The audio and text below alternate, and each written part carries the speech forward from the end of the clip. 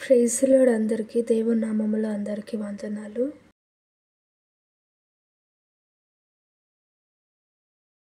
సంఖ్యాకాండము 5వ అధ్యాయము.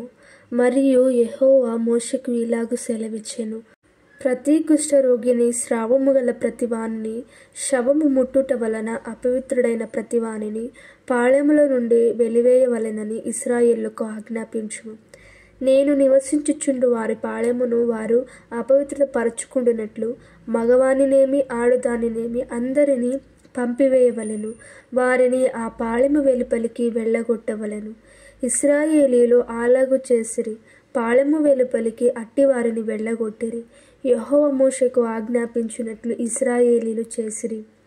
మరియు యెహోవా మోషేకు ఇలాగు సెలవిచ్చెను, నీవు ఇశ్రాయేలీయులతో, పురుషుడు గాని స్త్రీ గాని యెహోవా మీద తిరుగుబడి మనుష్యులు చేయు పాపములలో దేనినైనను చేసి అపరాధులగునప్పుడు వారు తాము చేసిన పాపమును ఒప్పుకొనవలెను.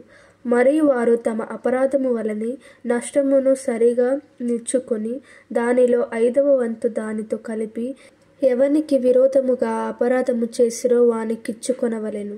ఆ అపరాధ నష్టమును తీసుకొనుటకు ఆ మనుషునికి రక్త సంబంధి లేని ఎడల యెహోవాకు చెల్లింపవలసిన అపరాధ నష్టమును యాజకుడు వాని నిమిత్తము ప్రాయశ్చిత్తము చేయుటకై అర్పించిన ప్రాయశ్చిత్తార్థమైన పొట్టేలును యాజకుని వగును.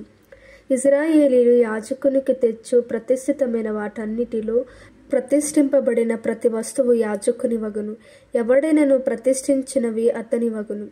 ఎవడైనను యాజకుని ఏమైనను ఇచ్చిన ఎడల అది అతని దగునని చెప్పుము.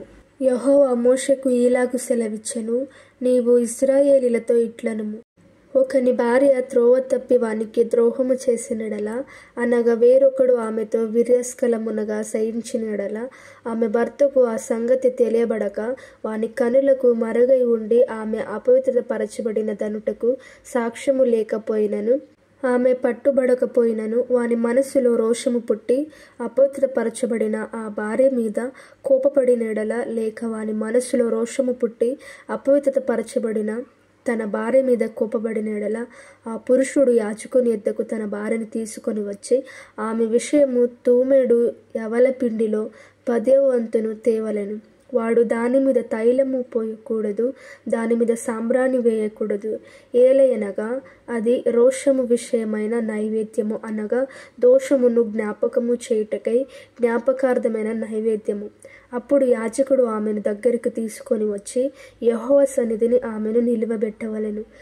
తరువాత యాజకుడు యెహోవా సన్నిధిని ఆ స్త్రీని నిలువబెట్టి ఆ స్త్రీ తల ముసుకును తీసి రోష విషయమైన నైవేద్యమును, అనగా జ్ఞాపకార్థమైన నైవేద్యమును ఆమె చేతులలో ఉంచవలెను.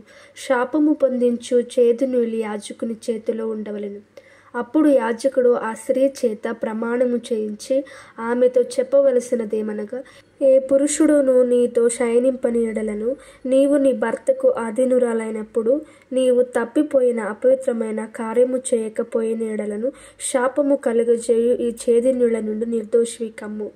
నీవు నీ భర్తకు ఆధీనురాలైనప్పుడు నీవు త్రోవ తప్పి అపవిత్రత పరచబడిన ఎడల, అనగా నీ భర్తకు మారుగా వేరొక పురుషుడు నీతో కూటమి చేసిన ఎడల, యెహోవా నీ నడుము పడునట్లును నీ కడుపు ఉబ్బునట్లును చేయుట వలన యెహోవా నీ జనుల మధ్యను నిన్ను శపథమునకును ప్రమాణమునకును ఆస్పదముగా చేయుగాక.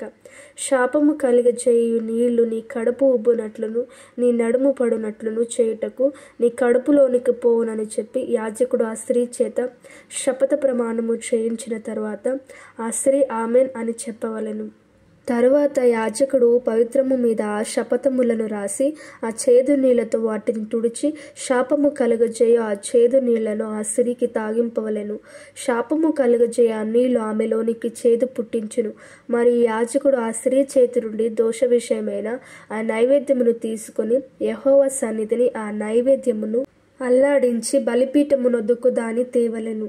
తరువాత యాజకుడు దానికి జ్ఞాపకార్థమైనదిగా ఆ నైవేద్యములో నుండి పిడికెడు తీసి బలిపీఠము మీద దాన్ని దహించి ఆ నీళ్లు ఆ స్త్రీకి తాగింపవలెను. అతడు ఆమెకు ఆ నీళ్లు తాగించిన తరువాత జరుగునదేమనగా, ఆమె అపవిత్రత పరచబడి తన భర్తకు ద్రోహము చేసిన యెడల శాపము కలుగజేయ ఆ నీళ్లు చేదై ఆమెలోనికి చేరిన తర్వాత ఆమె కడుపు ఉబ్బును, ఆమె నడుము పడిపోవును. ఆ స్త్రీ తన జనుల మధ్య శాపమునకు ఆస్పదముగా నుండును. ఆ స్త్రీ అపవిత్రపరచబడక పవిత్రురాలై ఉండినడల ఆమె నిర్దోషై గర్భవతి అగునని చెప్పుము. రోషము విషయమైన విధి ఇదే: ఏ స్త్రీ అయినను తన భర్త ఆధీనములో ఉన్నప్పుడు త్రోవ తప్పి అపవిత్రపడిన ఎడలనేమి, లేక వానికి రోషము పుట్టి తన భార్య మీద కోపపడిన ఎడలనేమి, వాడు యెహోవా సన్నిధిని ఆ స్త్రీని నిలువబెట్టినప్పుడు యాజకుడు ఆమె ఎడల సమస్తము విధి చొప్పున చేయవలెను. అప్పుడు ఆ పురుషుడు నిర్దోషియగును, ఆ స్త్రీ తాను చేసిన దోషమును భరింపవలెను.